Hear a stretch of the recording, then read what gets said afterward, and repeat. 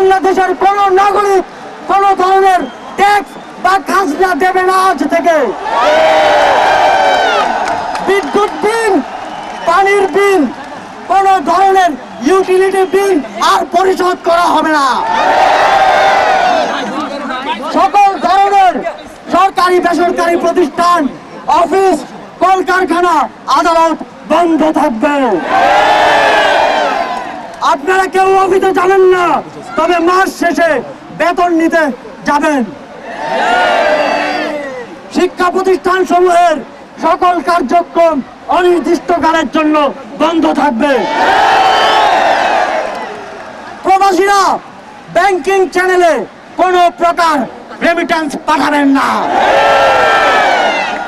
সকল ধরনের সরকারি সভা সমাবেশ আয়োজন বর্জন করবেন। বন্দরের কর্মীরা কাজে যোগ দেবেন না, কোনো মালামাল খালাস হবে না। দেশের সকল কলকারখানা চলবে না, দেশের কোনো গার্মেন্টস তার কার্যক্রম চালাবে না। এই সরকারের পতন না হওয়া পর্যন্ত গণপরিবহন বন্ধ থাকবে। শ্রমিকরা কেউ কাজে যাবে না। আগামী রবিবার এবং প্রতি সপ্তাহের প্রথম দিন রবিবার শুধুমাত্র ব্যক্তিগত লেনদেনের জন্য ব্যাংক খোলা থাকবে। বাকি সাপ্তাহিক কার্য দিবসগুলো ব্যাংক বন্ধ থাকবে। পুলিশ সদস্যরা রুটিন ডিউটি ব্যতীত কোন ধরনের protocol duty, riot duty, protest duty পালন করবে না। শুধুমাত্র পুলিশ নিয়মিত থানার রুটিন ওয়ার্ক পালন করবে।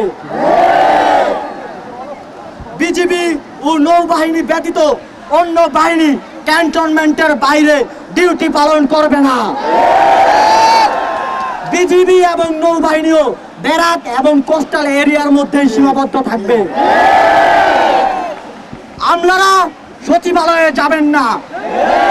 ডিসি বা উপজেলা কর্মকর্তারা নিজ নিজ কার্যালয়ে যাবেন না।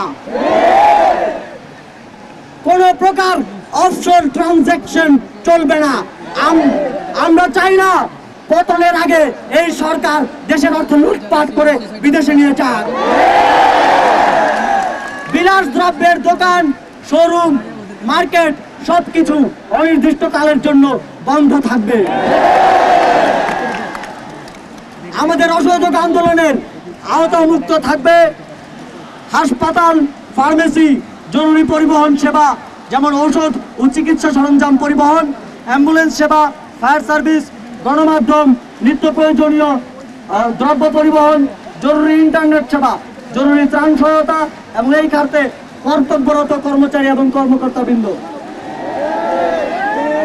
নিত্য প্রয়োজনীয় দ্রব্যের দোকানপাট শুধুমাত্র বেলা 11টা থেকে দুপুর 1টা পর্যন্ত খোলা থাকবে। বন্ধুগণ, এই স্বৈরাচারী খুনি সরকারের পতন না হওয়া পর্যন্ত এই প্রত্যেকটা কর্মসূচি আপনারা পাড়ায়, মহল্লায়, গ্রামে, শহরে, টেকনাফ থেকে তেতুলিয়া, রূপসা থেকে পাকুড়িয়া বাস্তবায়ন করার দায়িত্ব নেবেন। আপনারা কি সেই দায়িত্ব নিচ্ছেন? কারা কারা দায়িত্ব নেবেন হাত তোলেন।